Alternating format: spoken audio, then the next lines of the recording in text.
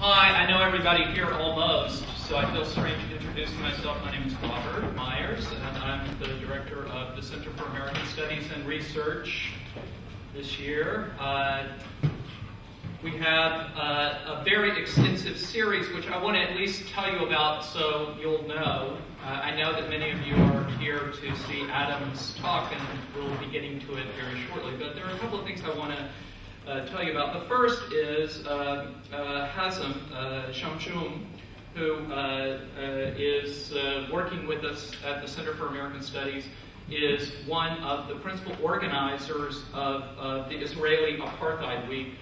CASAR supported this event last year. It's supporting it this year. As you know, this is a kind of event that is very difficult to find on an American campus, and this is something that we can do, is have a broad range of discussion on this issue. So we're really pleased to be one of the co-sponsors. So I thought that I would let Hazem tell you a little bit about it quickly, and that way you'll be aware of it. I'll be away when it's going on next week, unfortunately, but you'll be here, and here's Hazem. So just very briefly, this is an event that we started at the University of Toronto 7 years ago. This is the 7th year. It went from being on one campus 7 years ago, and this year it'll be in over 60 or 70 cities around the world. What we try to do is to bring forward an analysis of Israel's occupation as not just one of military occupation, but also of colonialism and apartheid. And so that's why it's been called Israeli Apartheid Week. The events we have in Beirut, there's more than one event every day, so I would just invite you to go to the website, which is beirut.apartheidweek.org, or you can search for Israeli Apartheid Week in Beirut and you'll find it. But we have a lot of very exciting speakers. Next Monday, and it'll go until Sunday. So it's a week-long event? Yeah, with events on various campuses in the city. Thank you. Next, I would like to take this opportunity to introduce to those of you who have not met him yet, our Edward Said Chair at the Center for American Studies, and that's Robert Reid Farr. Please stand, please. Thank you. He's here visiting with us this semester from the City University of New York, where he's a distinguished professor of English and American Studies. He has 3 books, the most recent of which is called Once You Go Black, Choice, Desire, and the Black Intellectual. And he told me to tell you that it's available on Kindle. So I did tell him. Yes, and on Amazon. Okay? So, and I want to tell you about a couple of people that will be in CASAR's series this spring. I know you won't be able to come to all of these events, but maybe I'll pique your curiosity a little bit. Starting next week, we have Mike Zuckerman from the University of Pennsylvania, who has the best title this spring, Why Do Americans Hate Their Teenagers?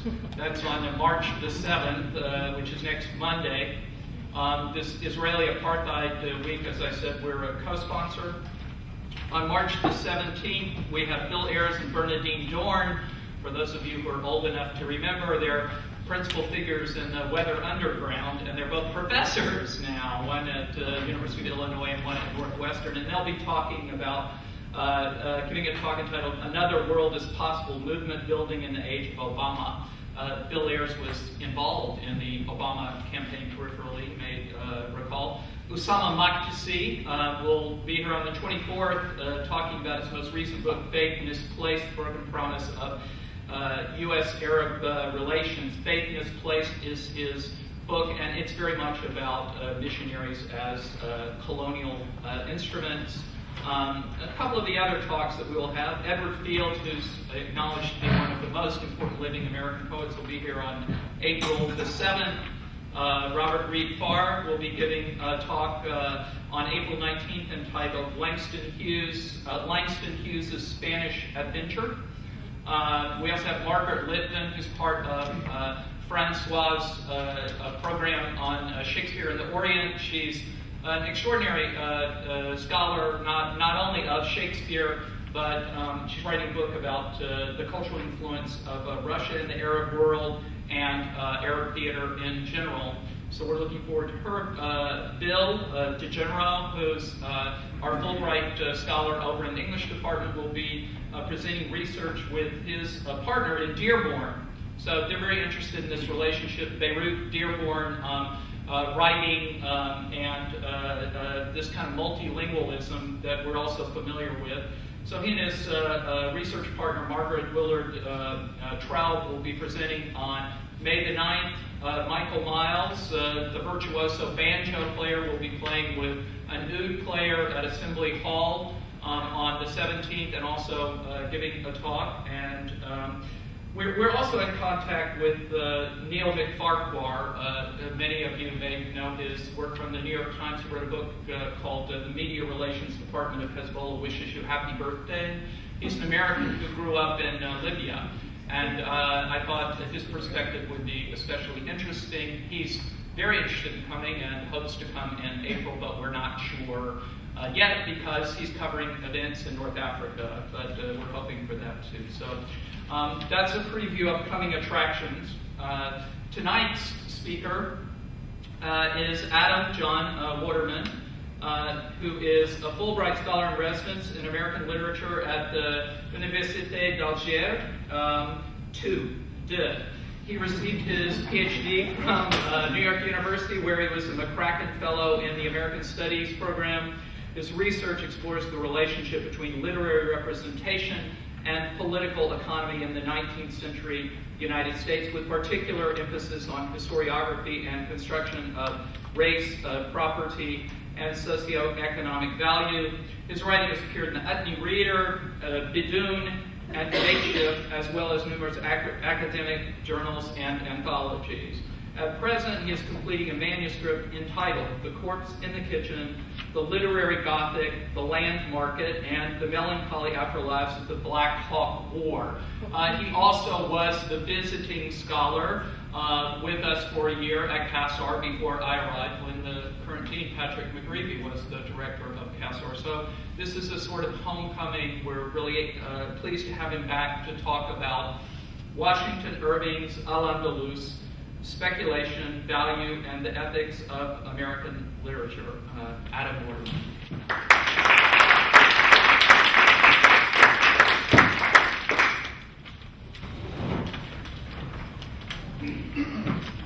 Thank you very much. It's much appreciated. And thank you all for taking time this evening to come out and hear me speak. I'd especially like to thank CASAR and the English department for collaborating on bringing me back to Beirut. It's always a pleasure to be back here, and I seem to be back here quite a bit lately. My topic today, as Robert said, is Washington Irving's Al-Andalus, Speculation, Value, and the Ethics of American Literature. Specifically, I'm going to be talking about the representation of Al-Andalus within Irving's 1832 book, Tales of the Alhambra. I'll be talking about the ways in which Irving uses a highly figurative history of Andalusian Islam to comment upon and engage with transatlantic debates over the nature of political economy, financial speculation, and the substance of monetary value. Tales of the Alhambra is an idiosyncratic text. It is composed in large part of myths and legends that touch upon the conquest of Granada by the forces of Castile and Aragon in 1492, stories that Irving collected during a brief period of residence at the Alhambra in 1829. Within the space of Irving's text, the history of Andalusian Islam appears as a series of disembodied traces, objects, and anecdotes that evoke the heterogeneity of Iberian culture before the fall of Granada. Viewed through the folklore of mid-19th century Spain, however, in Tales of the Alhambra, Andalusian Islam becomes the vehicle by which Irving comments upon the cultural practices that underwrite the expansion of speculative economies. Writing in 1840, Irving argued that financial speculation represents the romance of trade, one that, quote, casts contempt upon all sober realities, rendering the stock jobber a magician and the exchange a region of enchantment, unquote. Speculative economies in Irving's account are fueled by lying reports and an inexhaustible supply of words through which speculators, quote, relate their dreams and projects to the ignorant and the credulous, and the believer in such promises comes to calculate their aggregate as solid capital. In these and other passages throughout his work, Irving presents financial speculation as an occult practice, one that rests upon a metaphorical economy in which the promise of monetary value is understood to be self-fulfilling. Within a speculative economy for Irving, the promise of money begets real money, and the mere rumor of wealth becomes the condition of its realization. So today, drawing upon a close reading of Irving's work, I will argue that his critique of financial speculation implicates literature and history as co-conspirators in the production of speculative value. Literature and historiography contribute to the production of speculative value inasmuch as both support the notional materiality of otherwise immaterial cultural formations. After all, Irving writes, cities of themselves, and in fact empires of themselves, are nothing without an historian. By substantiating these fictions, literature and history make, as he puts it, coin out of words, thus contributing to the elaboration of immaterial financial economies with little meaningful relationship to the materiality of social and political relations. For Irving, the Sultanate of Granada stands in counterpoint as a model of common sense and judicious policy, both real-world assets that, in his estimation, form the substance of a meaningful material economy. As folklore, however, the history of Al-Andalus and Andalusian Islam provide Irving with a figure through which to explore the self-referentiality that drives financial speculation. In Tales of the Alhambra, Granada, like the exchange, is a region of enchantment, and Irving, like the stockbroker, is a magician, dazzling his readers with golden visions. Through these visions, Irving evokes the manner in which literary and historical artifice are made over as the substance of material wealth, framing Orientalism as a branch of political economy and rendering essentialized constructions of Oriental difference and immaterial substance forming a basis for monetary value. So today I'm going to begin largely by talking about Washington Irving's importance to early American literary history, with particular reference to the problem of the canon and Irving's place within it.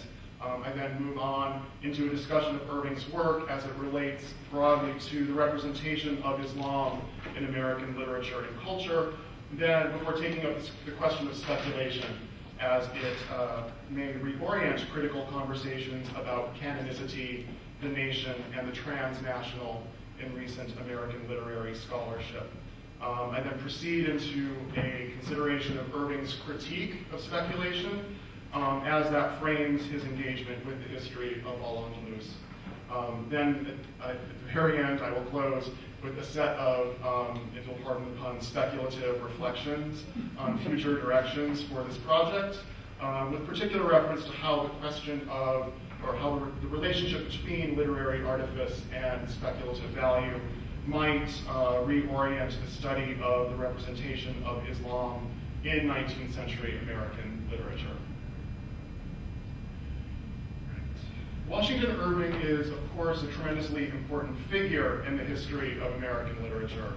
For many years, he was considered the cornerstone of the American literary canon, if not the father of what was once thought of as properly literary American literature. In a 1906 review of Irving's work, the critic Edwin Bowen argued that Irving was, quote, the first American writer to exhibit the real, vital spirit of literature, unquote. As a consequence, Bowen crowned him the father of the American Republic of Letters. This pride of place was reflected in the 1907 edition of the Cambridge History of American Literature, which devoted a full chapter to Irving's work. By comparison, James Fenimore Cooper and Charles Brockton Brown were considered only in relation to one another. The Transcendentalists as a collective were afforded a chapter to themselves, while Herman Melville's work was granted approximately 5 pages. Edgar Allan Poe, for his part, was altogether absent. Furthermore, while Irving was a contemporary of all of these authors, the editors of the anthology placed his chapter first, as if to anchor all that followed. Today, of course, Irving's critical fortunes have largely reversed. Irving is no longer recognized as the progenitor of American literature, in large part because American literary critics are no longer invested in the sorts of origin stories that were long attached to his name. As scholars began to challenge the conventions of what was once considered the canon of American literature, Irving was more or less banished from critical consideration. While many of the old white men of American letters have since been reinterpreted in various ways and brought back into the fold, Irving has not. If you peruse the scholarly literature on Washington Irving, you'll find that most of the most significant work happened before 1980. When I did my survey of the field, not that very long ago in graduate school, we did not read Irving, we did not discuss Irving or his influence, and if we mentioned Irving at all, it was usually in a somewhat derogatory fashion, as if to announce just how far we were from what was once considered the canon of early American literature. I'd like to suggest that the critical neglect of Irving has far more to do with scholarly critiques of the canon than it does with him or his writing. Scholars have abandoned Irving largely because he continues to signify an outmoded notion of what constitutes American literature, one with immediate ties to the use of literature in the pedagogy of American nationalism. Irving has been banished, in other words, not because of anything he said or did, but because of what others have said about him. This might be justifiable if the canonical interpretation of Irving as the father of American literature had even a tenuous connection to what Irving wrote. Nonetheless, a brief survey of his writings would suggest that they do not fit the mold in which he has been cast. Irving wrote his most famous American works while living in Britain. As a consequence, he spent much of his life in America, much of his American career, dogged by critics who claimed he was an Anglophile writing primarily for European audiences. These critiques were not entirely unfounded. Irving had a wide-ranging cosmopolitan imagination, and his writings touched upon a wide range of subjects, many outside the purview of immediately American concerns. In addition to Tales of the Alhambra, Irving wrote 3 other books while living in Spain. He was in Spain for approximately 3 years. Each of these books remarked upon the Reconquista and the Fall of Granada. Irving himself considered the 1829 Chronicle of the Conquest of Granada to be his greatest work, and his interest in the history of Islam eventually led him to write a biography of the Prophet Muhammad. It's his penultimate work. His last work is a biography of George Washington. While these works are referenced in the Cambridge History of American Literature, they are given little consideration. Irving's history of the Reconquista was thought valuable as a satire on European Catholicism, while his biography of the Prophet was dismissed as a failure. And this is my gloss on the criticism. It's because the biography of the Prophet wasn't Orientalist enough. It wasn't colorful enough to merit attention. As a consequence of this sort of critical oversight, Irving's works on Islam have not had much of an audience in the United States. They have circulated to a limited extent outside of the US. In Lebanon, the Daily Star about 10 years ago printed a critical appreciation of Irving with specific reference to his works on Islam. And in Latin America, Tales of the Alhambra has had some influence on the work of post-colonial writers, specifically in Argentina and Chile, where the history of Andalusian Islam informs post-Spanish constructions of national identity. In part, it is the neglect of Washington Irving within U.S. literary studies that brings me to his work. The research that I'm presenting today is very, very, very new, but it grows out of a more general concern, a concern that sort of began at AUB and has been sort of percolating in my time in Algiers, a concern with the reconfiguration, or the ways in which the representation of Islam in 19th century American literature represents its reconfiguration, the way that Islam is reconfigured through 19th century American literature. Despite the pact of silence that presently surrounds Irving in early American literary scholarship, the one place where he has received consideration recently is in studies that explore the representation of Islam in early American literature. This is a relatively novel area of American literary history, one that raises important, as yet unanswered questions about the ethical dimensions of transnational American studies. As Gayatri Spivak has argued, under conditions of capitalist globalization, literary scholars are bound by an ethical injunction to struggle against, as she puts it, the inscription of the emergent within the space of the dominant. Yet, as suggested by recent surveys of the field by Timothy Marr and Lai Chi Demuck, the study of the representation of Islam in American literature remains framed by the problem of the nation and its relationship to the formation of American culture. U.S. literary critics have turned to the representation of Islam in large part because Islam seems a thoroughly non-national figure, one through which they might imagine, as Marr puts it, the, quote, broader planetary latitudes from which diverse creative and critical projects have been launched and enriched, unquote. These critics, quite simply, have not yet accounted for the ways in which that figure is now, and has been, implicated within the cultural politics of American empire. In his survey of the field, Marr suggests that the relationship between the U.S. and the Islamic world is, and has been, structured around Islam's exclusion from the American political landscape. Again, a brief consideration of recent U.S. foreign policy would suggest that this is far from the case. As Tim Mitchell has pointed out, the U.S. has long positioned itself as an interlocutor in a variety of Islamic world conversations, some of which have touched upon the very substance of the faith. Over the last 30 years, the U.S. has sought to recuperate its reputation among Muslim conservatives by forwarding a selective vision of American culture, one that presents American values as fully consonant with a conservative interpretation of Islamic tradition.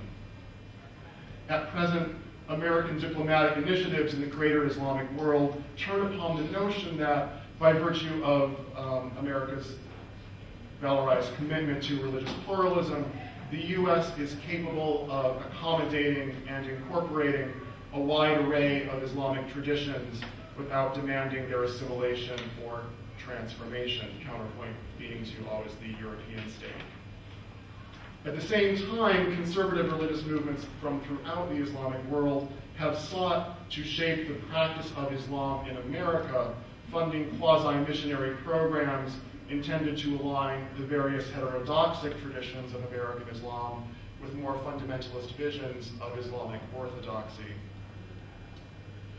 Although these points speak to a very present configuration of geopolitical relations, they suggest that there is far more at stake in this critical and historical project than the status of the nation and its lingering purchase as an analytic device.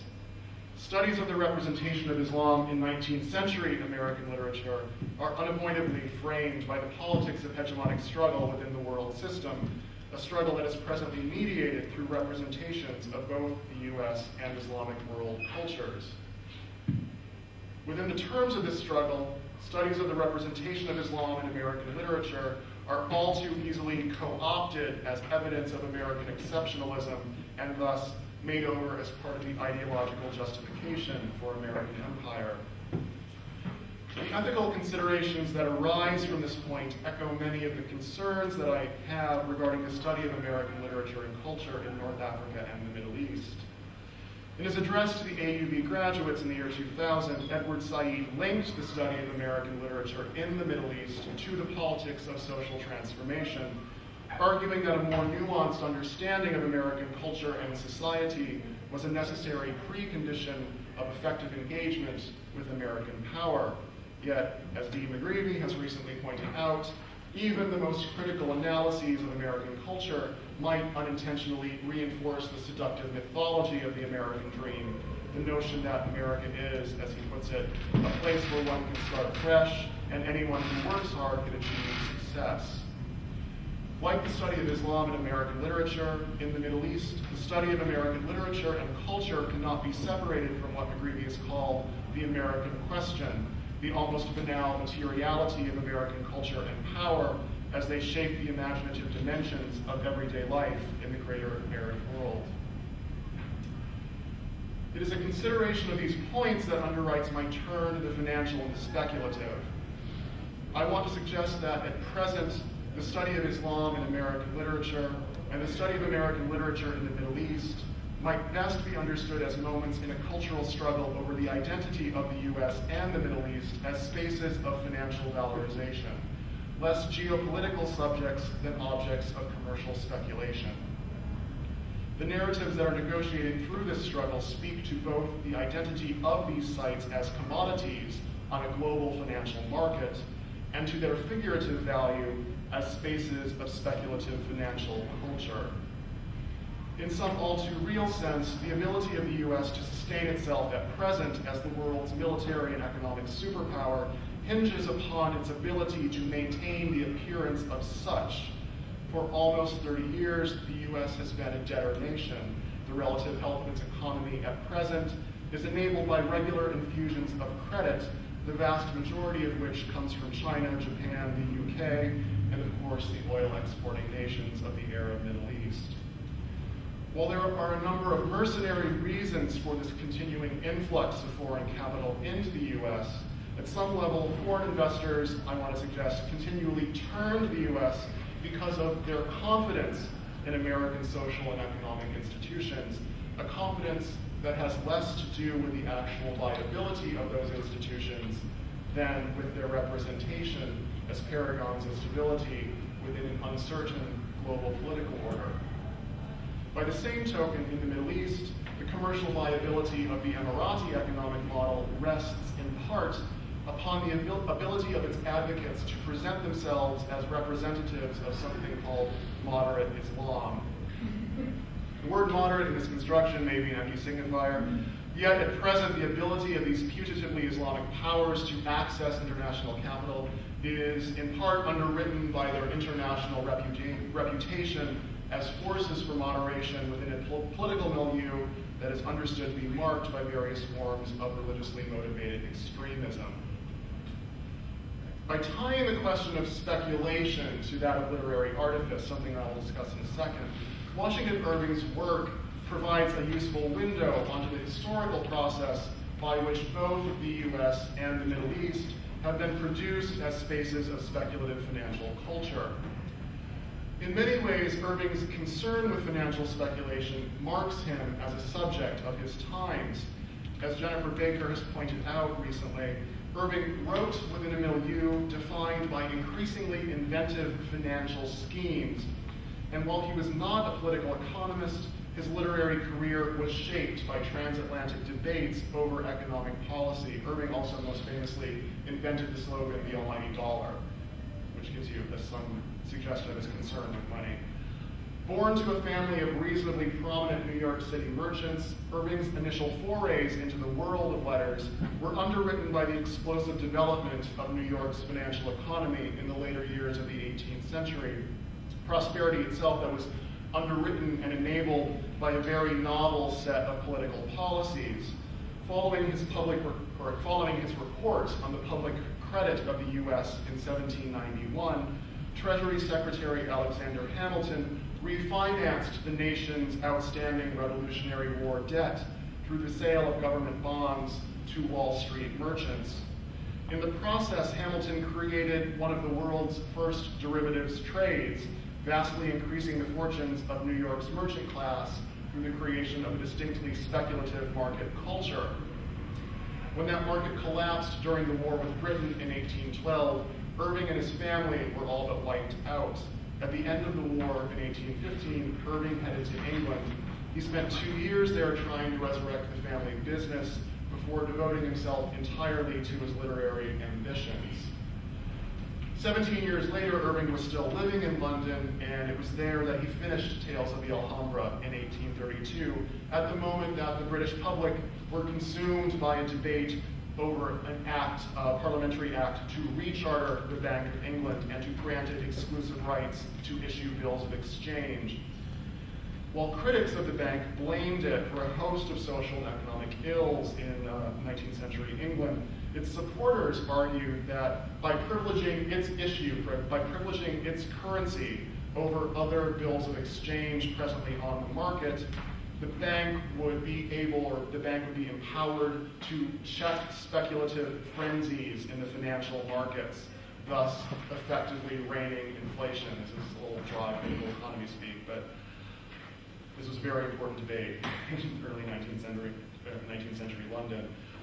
Following this sort of supporters' reasoning, in 1833, Parliament passed the Bank of England Charter Act, which extended the life of the bank somewhat indefinitely, while granting it the exclusive right to issue paper money and, even more importantly still, repealing long-standing limitations on the rate of interest. The rate of interest had been very directly and very immediately regulated up until this point, and suddenly all of the rates were taken off. As Anna Kornblue has argued, the Charter Act of 1833 effectively normalized the long-debased notion that money begets money, prompting the transition from an industrial economy based upon the production and circulation of goods to a financial economy predicated upon metaphors for value. While seeking, in other words, to mediate the growth of speculative economies, the Charter Act effectively acquiesced to their fundamentally self-referential logic. Instead of judging the fiscal solvency of an enterprise by reference to its assets or its capacities, the Charter Act affirmed the principle that access to financial capital is based upon the perception of commercial futurity and the willingness of a financial lender to extend capital in light of that understanding. With the Charter Act, the word credit took on its uncanny double meaning, referring both to capital extended on loan and the wealth of immaterial cultural associations by which lenders gauge the financial worthiness of their applicants. Under the new law, appearances trumped realities, and financial transactions became little more than confidence games.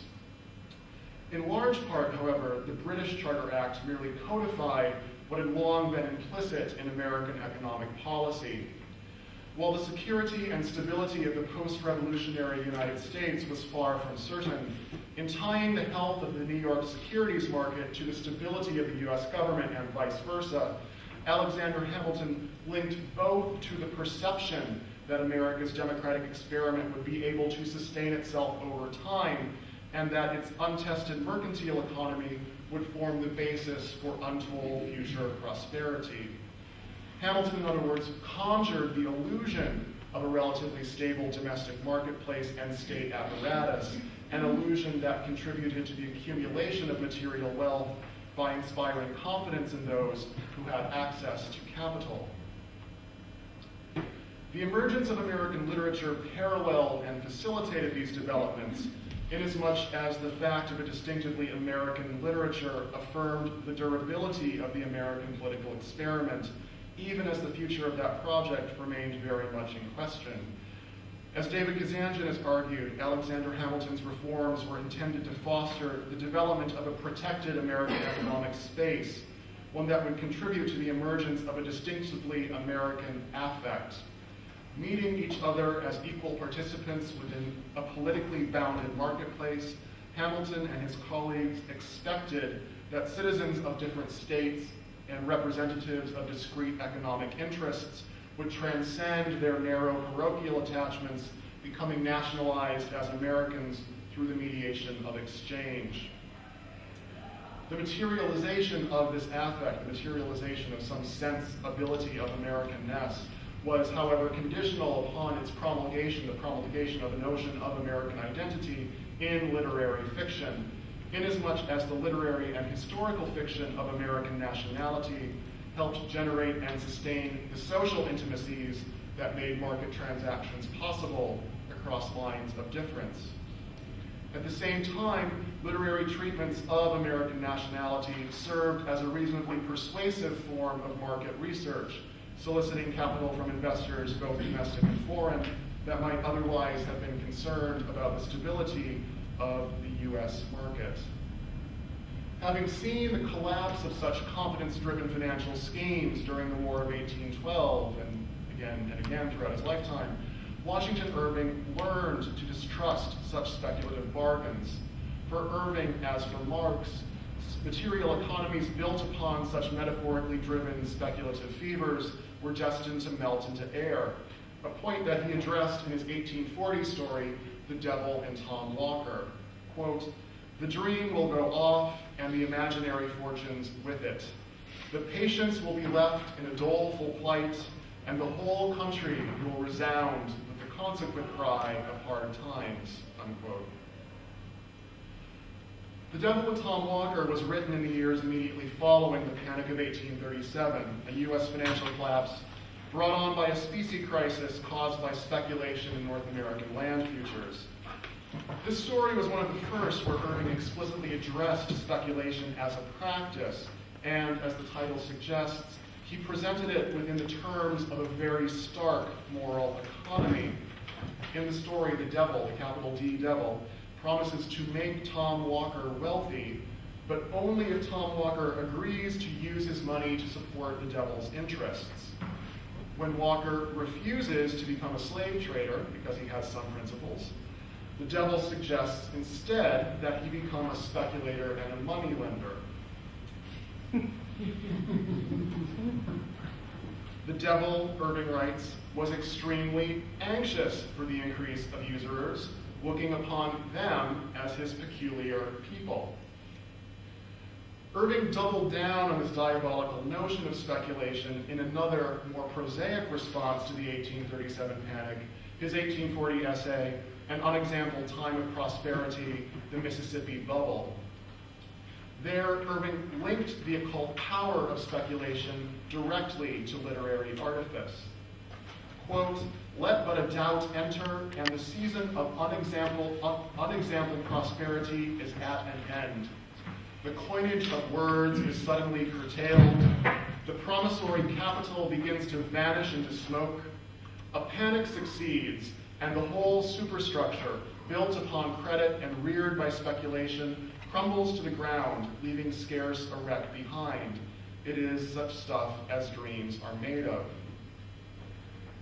The relevant passage here is the last, "It is such stuff as dreams are made of," a direct reference to the speech near the end of Shakespeare's Tempest, where Prospero describes the artificiality of his magic before renouncing it altogether. As Daniel Victus has recently pointed out, there is a long, though contested, critical tradition that recognizes this dialogue as Shakespeare's valedictory address to his audience, a metatextual commentary on the literary artifice of the theatrical mode. In this tradition, quote, "The play is an extended allegory that associates magic with theatrical illusion, the magician with the playwright, and the spirits with the players," unquote. This was an interpretation with which Irving would have been familiar, having been introduced into Shakespearean criticism by his good friend, the Scottish poet Thomas Campbell, in Campbell's 1838 collection of Shakespeare's dramatic works. Drawing upon Campbell's association of Prospero's magic with Shakespeare's writing, in these passages, Irving locates literature among the diabolical arts, proposing a material relationship between literary artifice and speculative value. If for Irving, the stock jobber is a magician and the exchange a region of enchantment, in his account, both are connected to the realm of literary artifice in that both harness the power of narrative to effect the manifestation of otherwise immaterial monetary value. Although the truth value of specific histories is routinely qualified and contested, history retains a social and cultural authority that is not typically extended to other, equally subjective modes of literary expression. In his first major published work, the 1808 History of New York from the Beginning of the World to the Fall of the Dutch Dynasty, yes, Irving lampooned the truth value of historical writing, pointing to the absurd notion that, as he noted in the 1848 reissue of the text, historical reputations could be made into what he called a form of convivial currency. As a late 18th century New Yorker, Irving was born into a city that remained tightly controlled by an aging Dutch political elite, one whose power had been undermined, yet not entirely displaced, by the reconstruction of the American economy in the post-revolutionary period. Histories of New York that emphasized its peculiar origins within the privileged space of Dutch mercantilism, in some sense, continued to augment the political and economic power held by these families well beyond their sort of expiration date as political players. By mocking the conventions of local histories, Irving's history of New York undercut the metaphorical economy that supported the wealth and fame of the Dutch bourgeoisie, exposing both as part of the same self-referential economy of appearances that sustained the New York financial markets. The worthy Dutch burghers of the Manhattoes, he wrote, have made their fortunes in spite of themselves. They were hardly able to make ends meet until the corporation, that being the city, drove streets through their abodes, and then they have suddenly found themselves, quite accidentally, rich men. Irving's understanding of the relationship between literature, history, and speculative value was reflected in his idiosyncratic approach to the question of authorship. For the first 30 years of his career, Irving rarely published under his own name, preferring instead to market his major literary works under a variety of pseudonyms, Geoffrey Crayon and Dietrich Knickerbocker being the most common. While this reflected prevailing conventions of authorship in the early Republic, Irving was particularly, if not peculiarly, dedicated to this mode of presentation. When Irving published his first Knickerbocker stories, he planted articles in the New York press describing the strange circumstances surrounding Knickerbocker's life and eventual disappearance. The book itself was prefaced by a series of testimonials that seemed to confirm Knickerbocker's identity as the author. Later, when he was writing as Geoffrey Crayon, Irving would often cite Knickerbocker as a source for various anecdotes and stories, holding on the illusion that Knickerbocker was a real person long after everyone knew that he wasn't.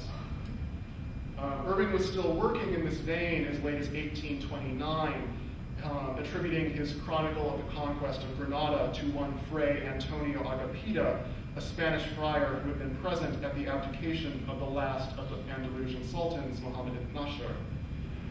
When Irving learned that his British publisher had printed the book with his name, that being Irving's name, on the title page, he was, as one source put it, annoyed.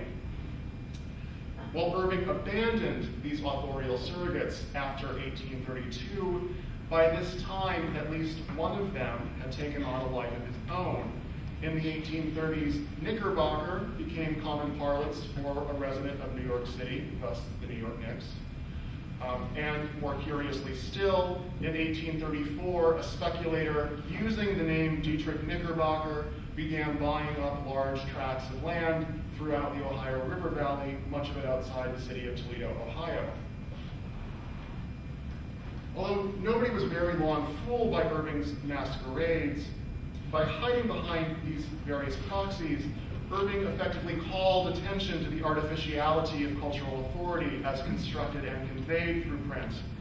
In Tales of the Alhambra, the first book that he actually published under his own name, Irving found new and innovative ways to undermine that authority, writing himself into the story as a character with a somewhat dubious grasp upon reality, thus inviting his readers to question both the stability of the author and the authenticity of his tale. From the beginning of the book, Irving makes numerous allusions to Don Quixote, at one point explicitly adopting that persona as if to suggest that his observations might not be thoroughly grounded in reason or fact. Just as Don Quixote is deranged by histories of chivalry and medieval romance, Irving suggests that both he and his characters may have lost their senses, and that the story he is about to relate might be, in his words, too much made up of dreams. Such uncertainty only compounds the confusion that emerges throughout the text as Irving and his characters struggle to maintain the distinction between history and literature, fact and fiction. In yet another telling allusion to Cervantes, Irving names his guide Sancho, only to discover that Don Quixote's story lives among the people of Spain.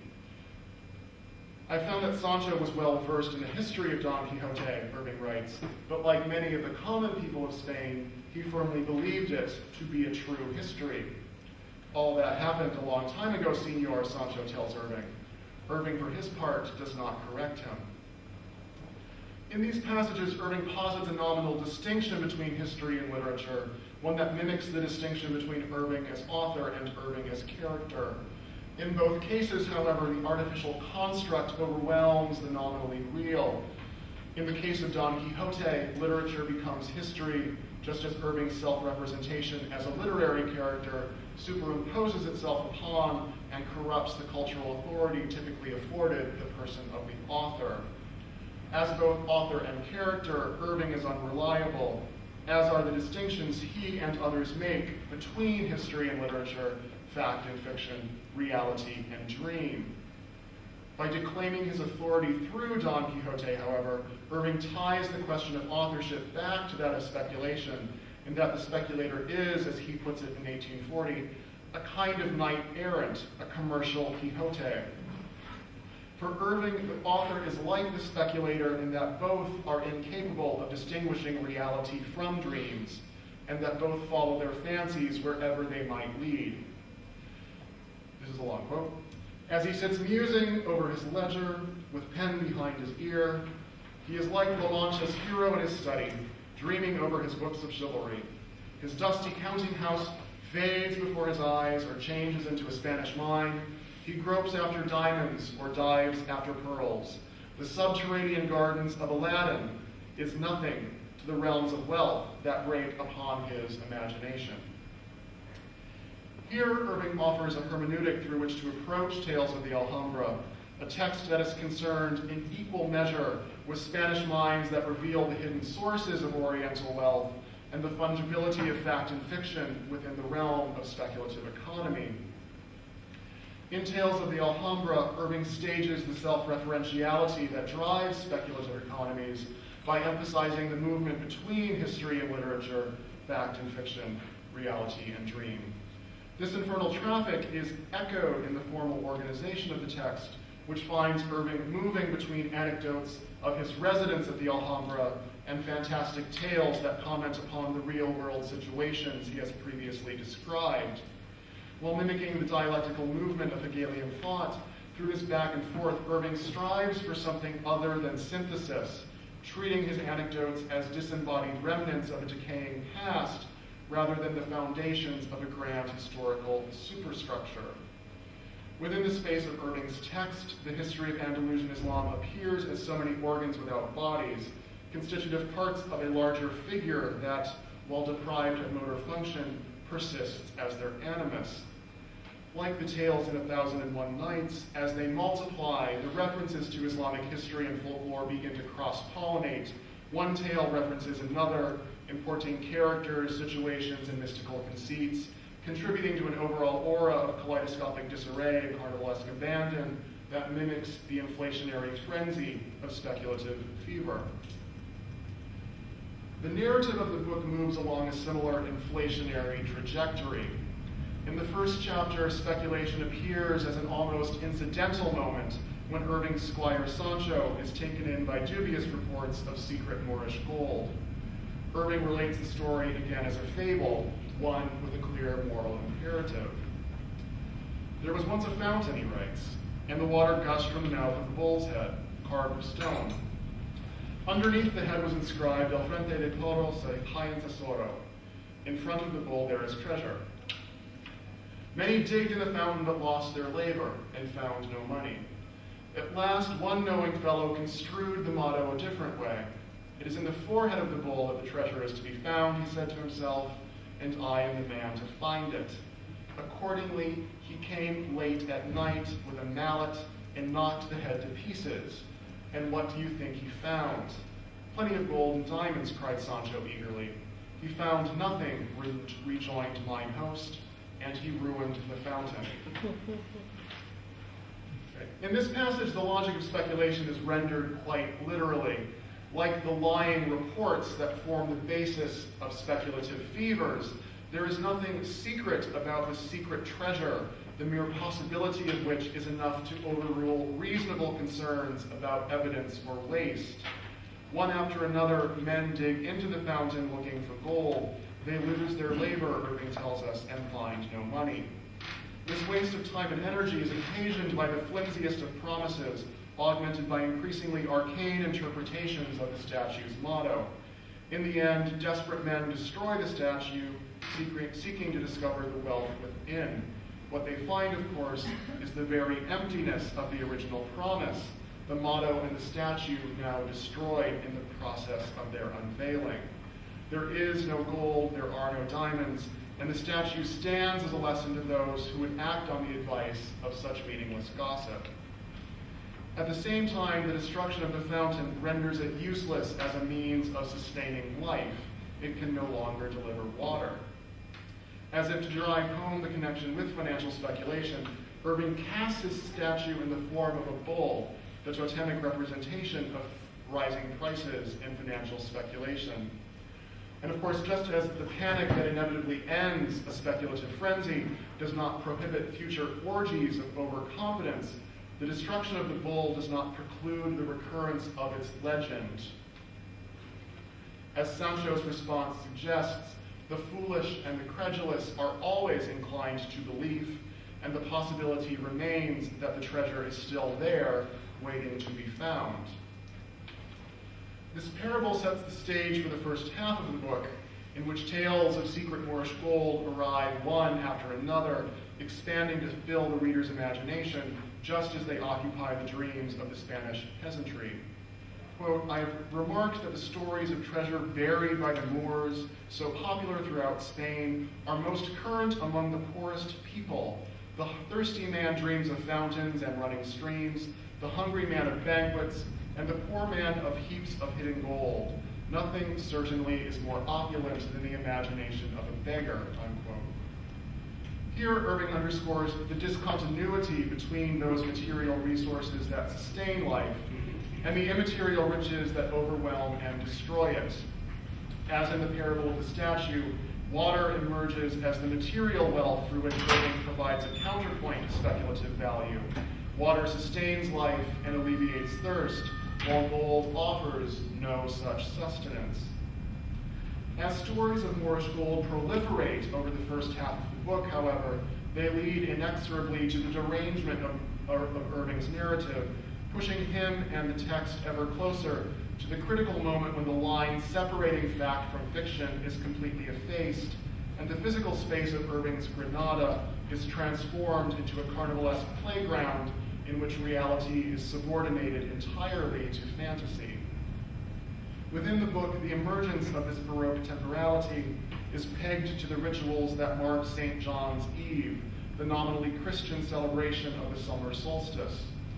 For Irving, St. John's Eve transforms the Spanish plains into a fairyland with haunted streams gleaming among dusky groves.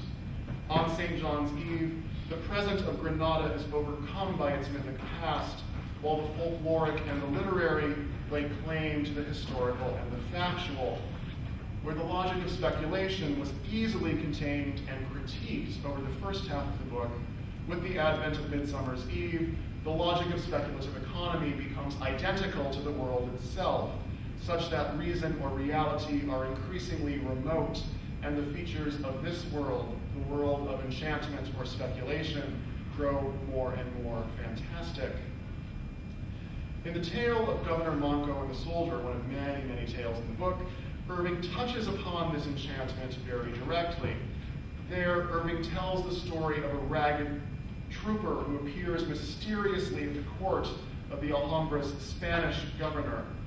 In cryptic tones, the soldier describes an encounter with a ghostly Moorish cavalier who has shown him through a series of subterranean vaults that hide a cache of secret weapons. After his initial delight at seeing this stockpile of arms, the Spanish trooper is overcome by fear when he discovers that he has been brought before the undead court of Muhammad ibn Nasr, sealed by force of African magic in an underground lair, lying in wait for an opportunity to seize the city of Granada. On St. John's Eve, the ghosts of Moorish Spain walk abroad in homage to their sovereign, the Spanish trooper learns, hoping for the moment when the deposed sultan will declare his intention and lay siege to the city. All Spain, the Moorish cavalier tells the Christian soldier, all Spain is a country under the power of enchantment. There is not a mountain cave, not a lonely watchtower in the plains, nor a ruined castle in the hills, but has some spellbound warriors sleeping from age to age within its vaults, until the sins are expiated for which Allah permitted the dominion to pass for a time out of the hands of the faithful. It is written in the book of fate that when the enchantment is broken, the Sultan will descend from the mountain at the head of this army, resume his throne at the Alhambra and the sway of Granada, and gathering together the enchanted warriors from all parts of Spain, conquer the peninsula and restore it to Muslim rule. As Spanish folklore, this tale indexes a powerful anxiety over the cultural legacies of Islamic empire, as well as the possible reconquest of Iberia by Islam, an anxiety kept alive in the period, really as late as 1830, by histrionic accounts of Barbary corsairs that were published in pamphlets and polemical literature of the period.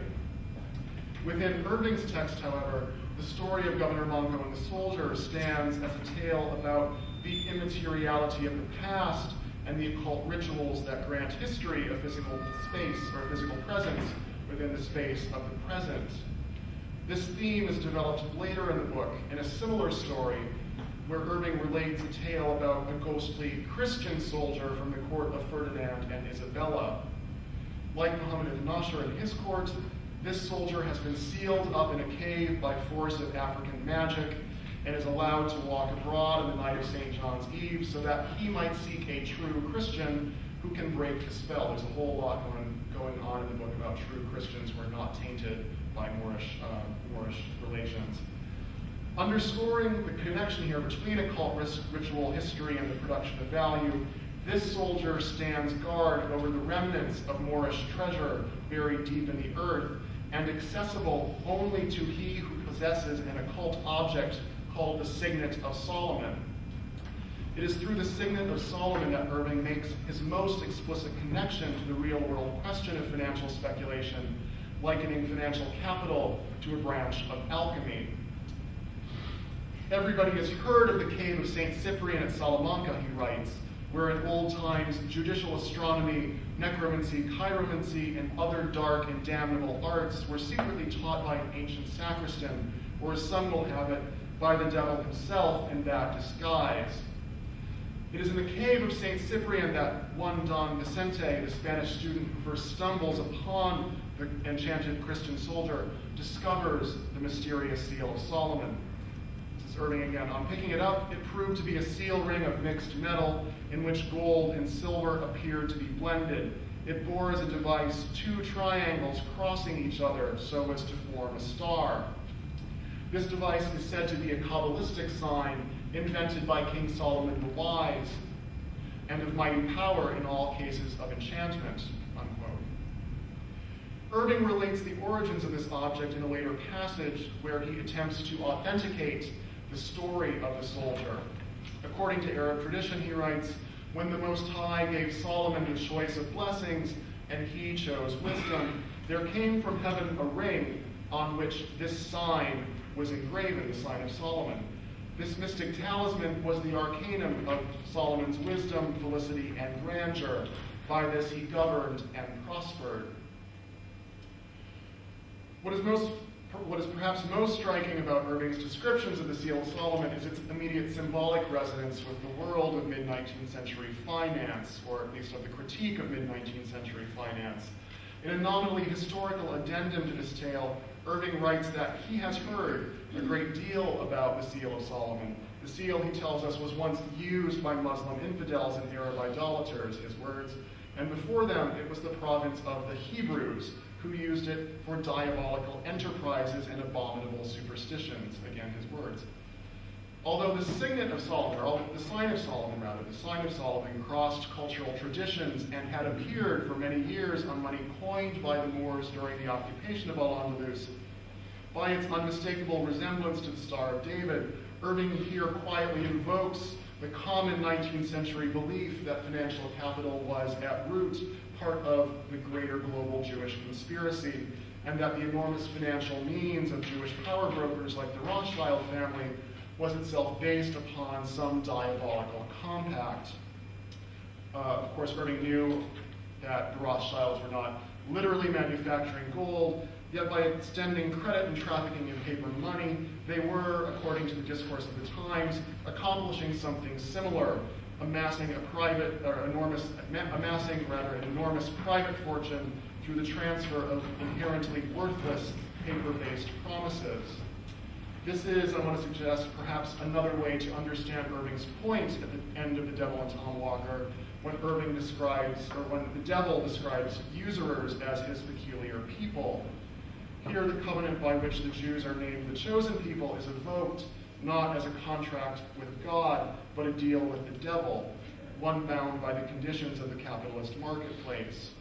Through reference to the diabolical purposes of the Hebrews, in Tales of the Alhambra, the signet of Solomon takes on the metaphorical identity of finance capital, the mysterious force that makes money out of myth and transforms dreams into realities. Like the parable of the bull, Irving offers the tale of the Christian soldier as warning to those who would go seeking such spectral wealth, and as a lesson on the power of the magical arts to affect social reality. There are many persons in these skeptical times, he writes, who affect to deride everything connected with the occult sciences or black art. They have no faith in the efficacy of conjurations, incantations, or divinations, and who stoutly contend that such things never had existence.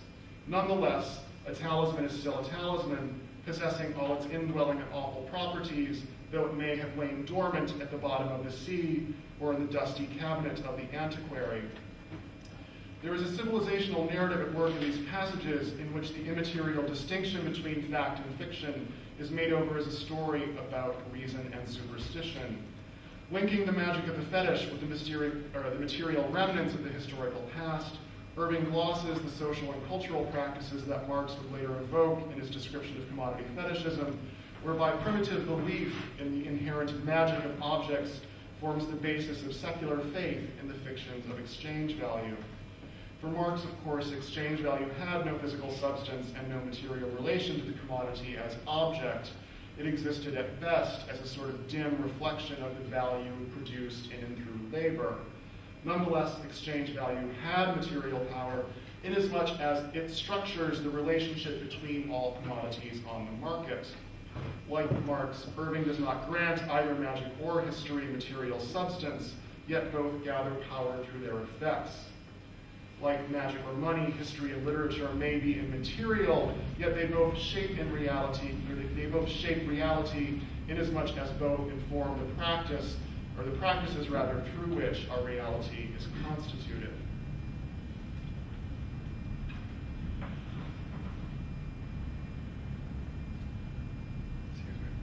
Right, by way of conclusion, this is a somewhat abrupt break here, but by way of conclusion today, I would like to offer just a few hypotheses on for future investigations, speculations concerning the direction that I see this project taking. As I said at the beginning, this is very new research. This is work that I've really just begun since I've been in Algeria, where I've been asked to dialogue much more directly with a set of canonical problems in American literary history. I think that there is a particular way in which Washington Irving's work might help us to respond to some of the ethical questions that I suggested at the beginning about the nexus of American and Middle Eastern studies. Specifically, I'd like to suggest that Irving's emphasis on speculation, in particular his understanding of speculation and its relationship to literary artifice, offers a rubric through which to understand the question of Islam's representation in American literature, one that understands even the most self-involved or fantastical portraits of Islam to participate in the cultural politics of capital formation via primitive accumulation. As it concerns historical work on the representation of Islam in American literature, I believe that this is an extraordinarily important point, and that understanding literary speculation as a mode of primitive accumulation might help us to dislodge some of the more dubious articles of faith that have come to structure what is, as I said, a relatively new field. Among these presumptions, the one that I'm perhaps most concerned about is the notion, very prominently articulated by Timothy Marr, that the representation of Islam in American literature has been overdetermined by Islam's exclusion from the American social and cultural landscape. For Marr, Marr's conception of Islam is really that Islam is sort of relates to America as a heterotopic presence in absence. It's a form of radical otherness against which America has projected itself, and therefore that continually frustrates the binary opposition or the binary logic of identity and difference through which various national communities in the Americas have been instantiated and policed. Because in his account, the exclusion of Islam culturally from the exclusion of Islam was foundational to the very notion of America as a hemispheric political project. For Marr, Islam remains largely a disruptive specter. It's something that haunts the Americas, and by haunting it carries with it the potential to undermine the various discursive procedures through which national collectivities have sought to claim and occupy the discourse of American exceptionalism. The representation of Islam in American literature, according to his account, thus moves in either one of two directions: towards the exclusion of Islam as part of the cultural politics of domination, or towards its deterritorializing eruption within the cultural field of American exceptionalism, sort of a resistant strain that continually sort of pushes back against the notion of American exceptionalism. I do not want to reject Marr's points out of hand. I think he's quite right to emphasize the exclusion of Islam as part of the cultural procedures by which various state projects have sought to occupy the discourse of the Americas. As a historical matter, however, I am less convinced that this exclusion was any more radical or definitive than any of the other exclusions through which various agents sought to stake their claim in the Americas. By describing the exclusion of Islam as somehow foundational to a hemispheric American political project, Marr, I would say, risks positing a retroactive unity upon European Christianity at what is really the moment of its most prolonged and bloody crisis. Indeed, he suggests even that the most radical forms of Christian dissent that appear in the Americas might be recuperated to, the logic of cultural domination. Within the theoretical topography that he projects, or that's projected out from this reading, then, Christianity is forever compromised by its relationship to the colonial project, while Islam is preserved through its radical exteriority as a resistant, disruptive, and ultimately transformative figure. The logic of the argument then is entirely binary. Within it, there's little room for a conception of cultural politics in which the representation of Islam is understood to participate in the logic of domination, nor is there room for a conception of both Islam and America as discursive sites of cultural contestation, their meaning and identity established only retroactively through forms of social and cultural struggle. I spend some time here at the end with Marr because I think his work actually helps me, at least, to get at some of the theoretical presumptions that presently organize the study of Islam in American literature, presumptions that might be productively engaged and reconceptualized through attention to the dynamics of primitive accumulation, as read through Irving. For the most part, scholars that have explored the representation, or scholars who have explored Islam's appearance in American literature, treat Islam as a symptom of American cultural discourse, a textual phantom that bears little or no relation to Islam's appearance as a socio-historical formation. Because the exclusion of Islam is somehow taken to be constitutive of the American political project in Marr's sense, the American conversation about Islam, the critical conversation about Islam, or the writerly conversation about Islam rather, tends to be structured around this absence, or so the argument goes. Thus, when we talk about Islam in American literature, we are really always only talking about America. Indeed, we're always talking about America talking about itself, in a sort of spiraling loop of reflexive involution that tends to circle around distinctively American cultural concerns. So according to most scholars of 19th century American literature, when they're talking about where Islam shows up, it usually serves as a proxy for a range of conversations about the constitution of the American polity and the struggle between oligarchy and democracy, a struggle that then is thematically rendered in the opposition of liberty and tyranny, freedom and slavery. So ultimately, when scholars of American literature, when they're reaching out to the world through Islam, they're trying to engage the world through Islam as a sort of non-national figure, what ends up happening is that they end up locked sort of within the echo chamber of the American psyche, where they're only ever sort of in this neurotic relationship to their own selves, which I find rather curious. Again, I don't think this is wrong. I don't think the prevailing scholarly consensus on this is necessarily wrong. I don't think its claims really exhaust what the field has to say or what the literature has to tell us about the representation of Islam in early and mid-19th century American literature. Implicit in much of the scholarship that we have so far is the notion that American literature, or the representation of Islam in American literature, is structured in a symptomatic relationship to its object, such that the representation of Islam belongs to a fundamentally neurotic order of knowledge production.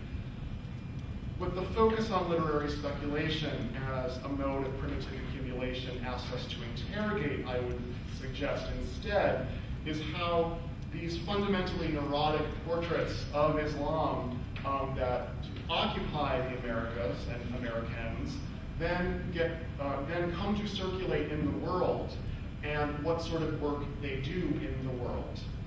The ways in which Irving understands the relationship between literary culture and speculative value provides a rubric through which to conceptualize what sort of imaginative work is being done here.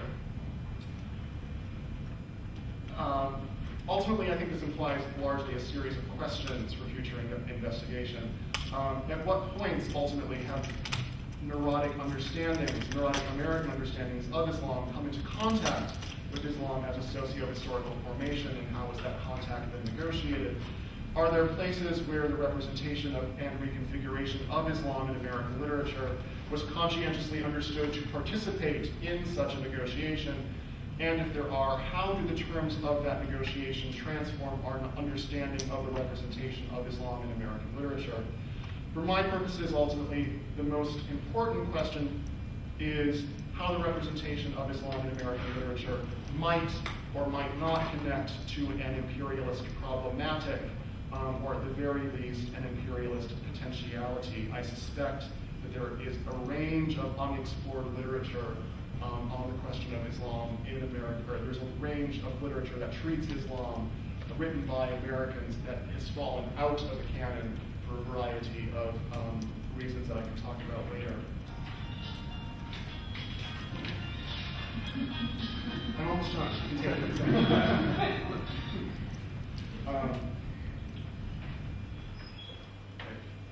The question ultimately I'm going to end with is where and when has the representation of Islam in American literature been conscientiously implicated in the politics of America's economic expansion in the 19th century? This question is one that has not yet been answered. I don't believe it has yet been explored even. And I believe that in seeking to answer it through the vein of literary criticism, that literary scholars might take the lead in theorizing and transforming sort of the work that is being done at the nexus of U.S. and Middle Eastern studies. Thank you.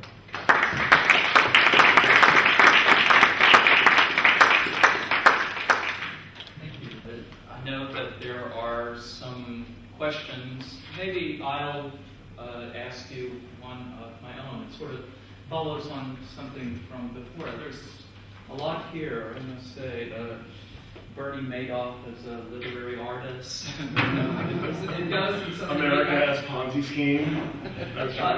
No, it's very productive. We had actually a CASAR GA who's writing on sovereign wealth funds, and I immediately thought of him. Islamic banking, which is very big here.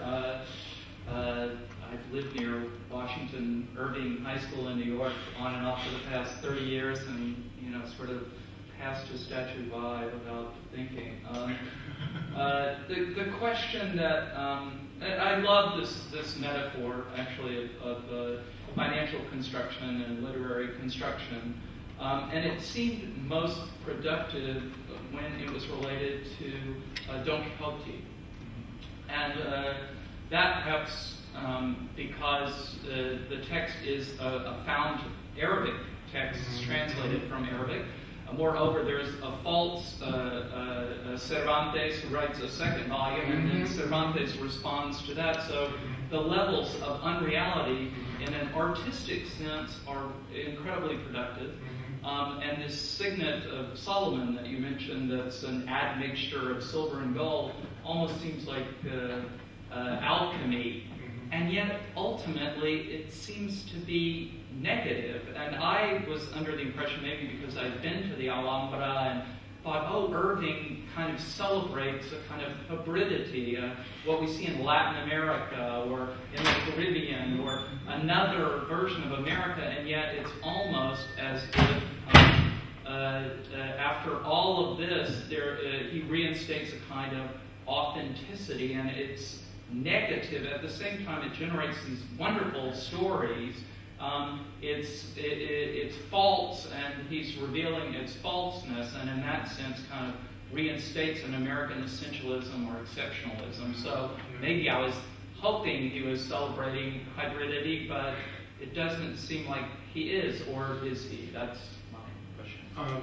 I think Irving has a very, very ambiguous ambiguous relationship to the question of what we might now call essentialism, or authority, or essentialized constructions of identity or difference.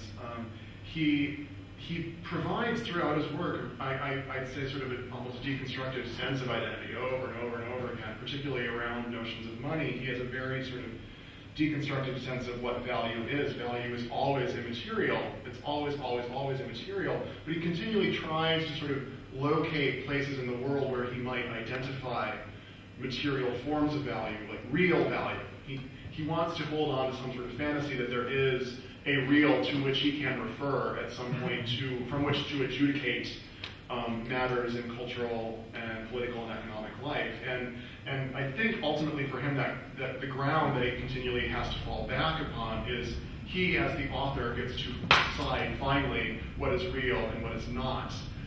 Even though he continually then undermines himself as an author, it's very tricky, and he doesn't provide clear answers at all. This is, I think, one of the places where his not being a political economist is particularly difficult in terms of this sort of interpretation. In terms of hybridity or what he's celebrating, I think he is celebrating a hybridity. A particular notion of Iberian hybridity. He has a very valorized notion of Iberian culture during the later years of the Sultanate of Granada. He feels very strongly about the perfection, almost. I mean, he doesn't quite use the word perfection, but he repeats throughout his Islamic works, or his works on Islam, he repeats tales about the glories of Muslim Spain, and really goes right along with them, has a very sort of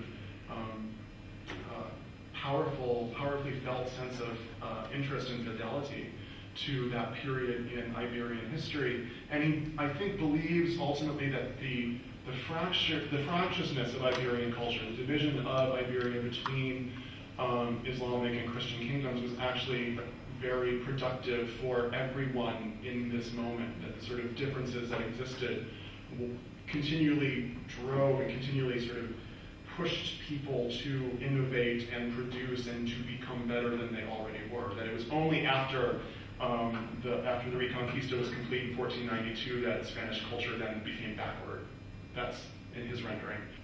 Thank you. That's the one other thing that, and it does generate many ideas, is of course 1492 is the fall of Granada and is associated with American, the quote-unquote discovery of America, but you relocate it from the Puritans to, in fact, everyone fleeing, all of the, conversos and Moors and what are fleeing. So it's a fascinating sort of site. Other questions? I have a question. Thank you. I don't really think this works. I think that this is just a problem. I found that very interesting. So I wanted to take the bait because you say that you said at the end that there are numbers of texts in the American canon that treat Islam that sort of fall out of the canon, and that you've had some speculation about why that is.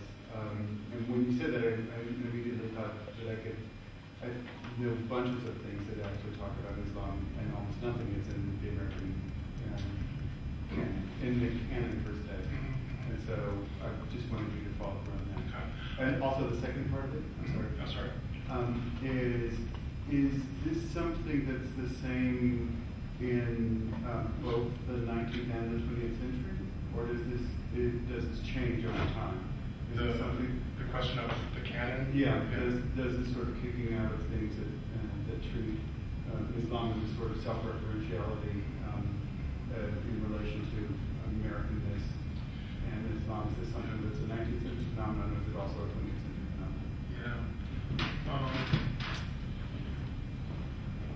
Yeah.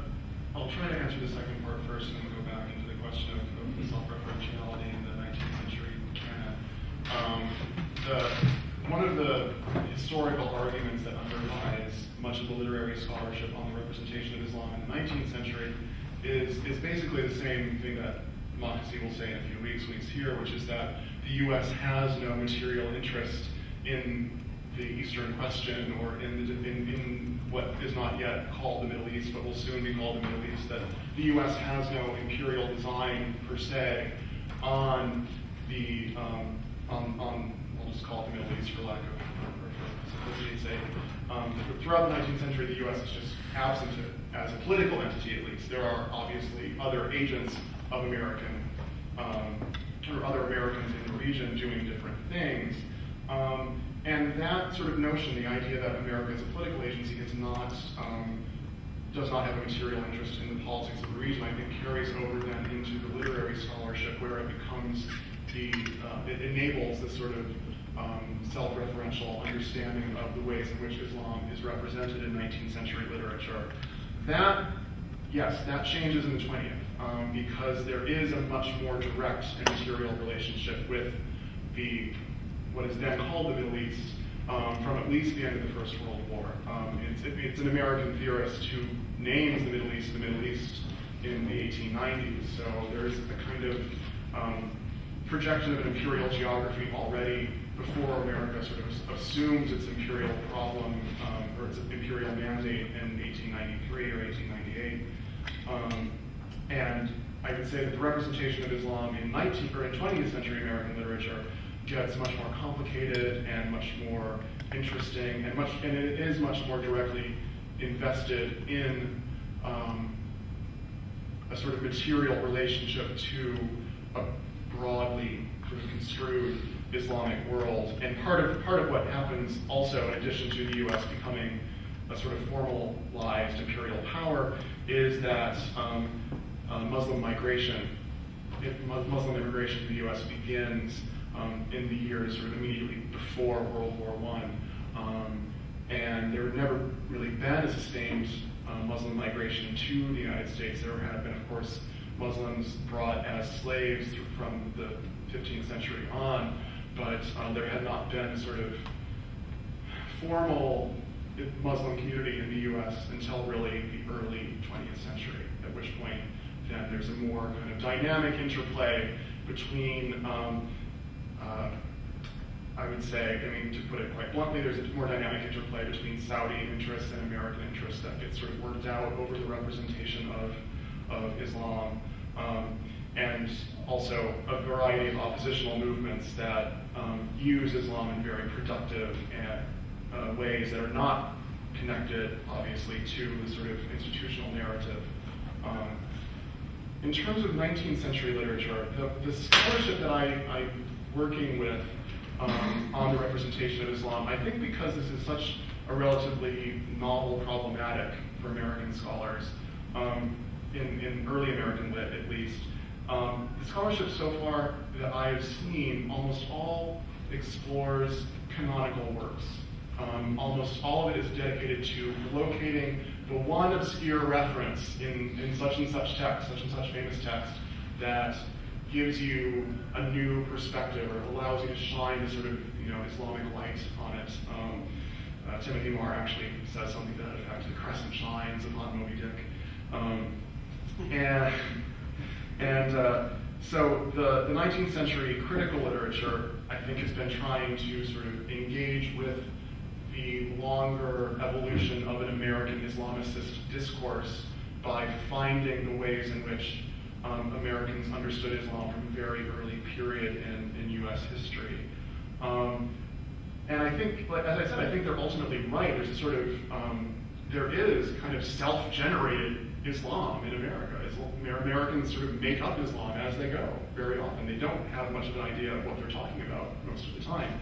And what's very curious about those made-up versions is that they then sort of feed into actual historical and political movements that become realized as religious practice in the late 19th and early 20th century. What I'm pointing to, I guess, at the end there is that I think there is a literature that is more directly interested in the region and in the economic potentiality of the region that has been explored than the critical or than the canonical literature lets you get at. And in particular, I'm interested in the work of Edwin de Leon, who is an enormously important figure in early American literary history, but has been sort of completely disappeared from the historical narrative.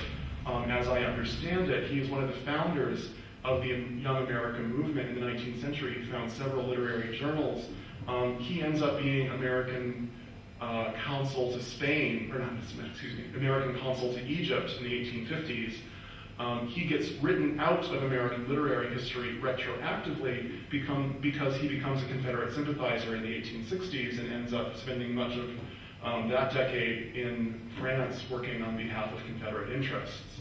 So he sort of gets taken out, and what I'm suspecting, or what I've found in my limited investigation of his work so far, is a set of problematics around literature of the U.S. Confederacy and its interest, particularly in Egypt. That there is, because Egypt and Egyptian cotton are emerging on the world market, and there's a series of obviously important political upheavals in the early 19th century in Egypt that make it a direct competitor with the U.S. South for the British textile trade. Egypt becomes this really important vector of Southern understandings of imperial projects. And to my knowledge, that question, that problem has just never been particularly looked at. There are a few provocative references to it here and there. I was just reading Du Bois while I was in Cairo, and he has a whole bit in The World in Africa about the discourse of Egyptology arising sort of concurrently with forms of Negroization in the Americas. And that's almost as close as I've seen to anyone trying to say that these discourses are sort of in formation at the same time, or that there might be perhaps a southern stake in Africa or in the Middle East that has been, I've never seen, I guess, anywhere else. Another question. Thank you. Can you hear me? I can hear you. Oh, okay. I was intrigued by your notion words and literary works and narratives driving speculation and being important for the way capitalism works. And I was, however, I mean, it seems to me that Irving's take on this, maybe I'm not a literary scholar, but it seems to me that it's a bit Tory. In the sense, Tory, you know, in the sense that we're criticizing the capitalism from what came before, in a sense, and even the Nationalist Project. I remember his provocative statements about King Philip's War and how King Philip should be considered a great patriot, and he was defending his country from people, you know, arriving, and a shocking thing to say during his age. But he was saying it from that point of view of someone perhaps who woke up and found the world changing around him like Rick, and didn't really, you know, like what happened, maybe. Now, I don't know if that's true, but I guess I'm wondering if that is true, and you're resurrecting him, presumably not from the Tory point of view, but from some other point of view, which I assume you're trying to criticize the same sort of speculative economy. Do you think, I mean, in what way is he useful for your critique, given that his critique is, you know, perhaps Tory critique? Can you clarify just a little bit more what you mean by Tory critique? Well, I mean, in Britain, you know, the party that would have defended the aristocracy and would have said, we took care of the poor people, you know, we didn't have all these problems that the capitalists took, and then the Liberal Party comes along and says, well, no, Yeah. This is freedom, this is individuality, this is great, you know, we don't have this paternalism, and I mean, I don't know if it really translates that well, but he seems to play that role as if I'm the old guy, you know, who doesn't like all these changes. Yeah, I that's a question that's it's been bugging me actually. I don't know how to answer it particularly well right now. Irving, I make reference obviously to Irving sort of living in London while the bank debate is happening, and I sort of take it that that's part of what you're referencing. And obviously the same exact debate is happening in the U.S. at the same time, just has different results. There's the entire debate over the act to recharter the Bank of America, or the Bank of the United States going on at the same time. And Irving's politics are pretty Whiggish in American terms. He is all for the formation of sort of national economic space, but yeah, as I said, I think he is himself conflicted on this question and will not decide. Irving, from a very early point, in his earliest writings, he speaks in great detail and in entirely derogatory terms about speculation and speculators. He's never, ever nice to speculators, yet he is speculating all the time. He has all of his money bound up in land futures. He loses his shirt in the 1837 panic. So his critique of speculation it strikes me as somewhat, I mean, on the face of it, odd that he spends all this time sort of articulating this really oppositional relationship to this thing that he ends up then participating in. And I suppose we all do that in various ways, make our peace with the financial world that we're dealt with, or that we're dealt. But he ultimately, I think he has it every which way he can throughout his writing. I've drawn what I think is a fairly compelling and consistent portrait out of him, but I think you can find ways to read him quite oppositely, if you will. I think ultimately I am right. I think that he is somebody that is useful to a critique of forms of economic speculation or forms of value based upon speculation. The place where this gets a little bit tricky or conspiratorial is that he and other people like him often get sort of taken up throughout the 19th century and still today in very kind of conservative right-wing interpretations of financial crisis. So some of the points that I made at the end about Irving's kind of gestures at anti-Semitism recur even today. As people read Irving, there's a kind of, even though it's somewhat buried in his work, he's not particularly explicit about this, he is read as sort of prophesying, some notion or some still ongoing Jewish conspiracy that is ruining the world by giving us, immaterial money, and we should all just go back to gold. So it's a very good question, and one that I'm going to have to pursue at much greater length, is my unfortunate answer. And a very politique answer was, do we have another question here? Thanks for a really interesting talk. At the very end of your sort of preamble, so to speak, there was you said that you were going to say something about the transnational approaches to American literature, and it was there, and I guess I could feel it obviously in the ending that you said. I wanted to ask you if you could say a little bit more about that. I mean, how what you're doing is connected to perhaps what people call transnational approaches to literature, or if it's you're reading against those or with them.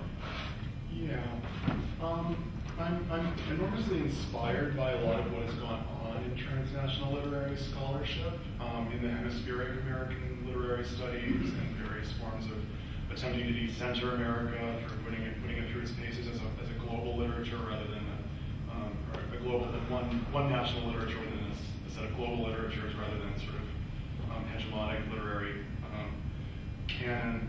I find all of that very interesting. I'm also obviously very influenced by the sort of American studies literature on the cultures of American imperialism and the way that empire as a problematic forms the background for the formation of American national literary culture.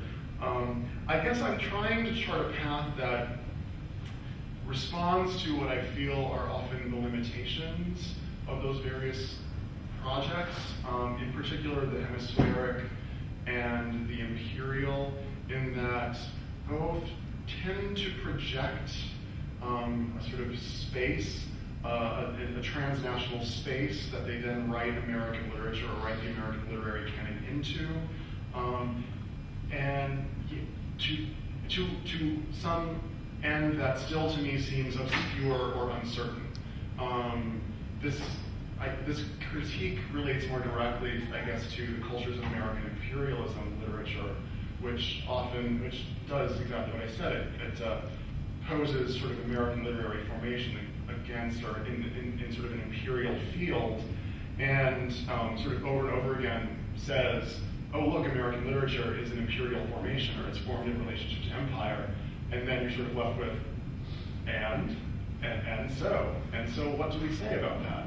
And that's, I think, what I'm trying, well, that's not what I think, that's what I know I'm trying to articulate here with the question of primitive accumulation as sort of a mechanism that, or the reformulated notion of primitive accumulation in literary speculation is a way of perhaps getting at the very local stakes of transnationalist projects or translation projects that underwrite the transnational.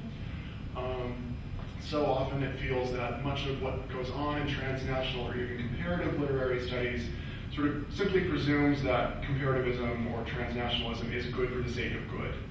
And I'm not entirely convinced of that. I don't think it's necessarily all bad, but as I sort of gesture at in this discussion about the ways in which the US and certain vectors in the Islamic world mediate their relationship to one another through this kind of, multicultural conversation that America has going on at some level about its ability to engage with Islam.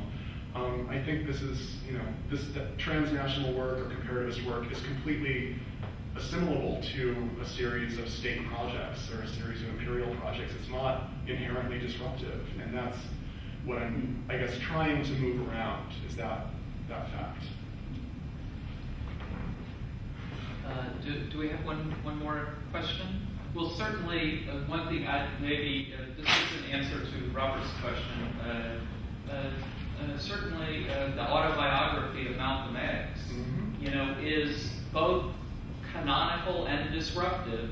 One could argue, and if you look at it from different perspectives, you end up with very different readings. And I think you've kind of done a little messing up in a very good way by going via, Islamic Spain. I think it's a real interesting route because it complicates things enormously and makes that case. But would you say that it's canonical? I don't want to, would you? Irving, or? Would you say that the autobiography of Malcolm X is a canonical work? I mean, it's certainly read. And, Wow. Actually, can I add to that? I was going to say that actually there are bunches of things by Afro-Americans that talk about Islam. Bunches in the 19th and 19th and 20th century. And so that's sort of what I had in the back of my mind about it. And I'm actually was thinking specifically about Malcolm X when I was thinking about it. Malcolm X and Posse. Is Malcolm X canonical? Depends on who you ask, I suppose. If you will allow me to give a somewhat subtle answer to the question, I think Malcolm is obviously, yes, a disruptive figure. There have been attempts, obviously, also to conscript him, I would say, into a particularly statist narrative of a heroic black history and sort of a la King. I mean, X is harder to fit into that narrative than King, and King has been so thoroughly rewritten and unwritten, and that you reconfigure that he's hardly recognizable until he shows up in Canada as a revolutionary again. But Malcolm, I think one of the things that I find interesting in Malcolm is his sort of the transition late in life from Nation of Islam, sort of heterodoxy, to a more streamlined Sunni orthodoxy. That he makes that movement at the end of his life, and it's not, as I remember particularly, it's represented obviously in the autobiography as the moment of his break with the nation and his Hajj, and how the Hajj influences his political thought. I guess that break or that moment of the transformation or renunciation of a heterodoxic Islamic tradition towards a more streamlined, not quite yet entirely orthodox Sunni belief, is one that I think the Saudis have been sort of interested in making that move for a long time. The Saudis have been involved in policing the ways in which the practice of Islam is carried out in America for a long time. And they've been very much involved in sort of streamlining the nation in particular over the last 20 or 30 years of its history. And I mean, this gets back to the earlier point in response to Robert's question, that as soon as there are Muslim communities in the U.S., the U.S. government reaches out to the Saudi royal family for money and for personnel to help integrate them into America and to help sort of regulate and sort of police the way in which Islam is practiced in America. So the first mosque in the United States is, as you all know, in the state of Iowa. And the first imam of the first mosque comes direct from Saudi Arabia and is a personal friend of the king. And so there's a kind of way in which the narratives of Islam that are being sort of structured through America, or the narratives of Islam that run through America, there are both resistant and sort of dominative interpretations of Islam in America. That's also part of what I'm getting at here. There's not just a simply Islam as resistant strain. There's a kind of statist Islamic project that's happening in the United States and trying to discipline the various radical strains of Islamic practice that have been influenced by the nation and others. Thank you. Another question? No. Well, thank you so much, Adam. Thank you all for being here.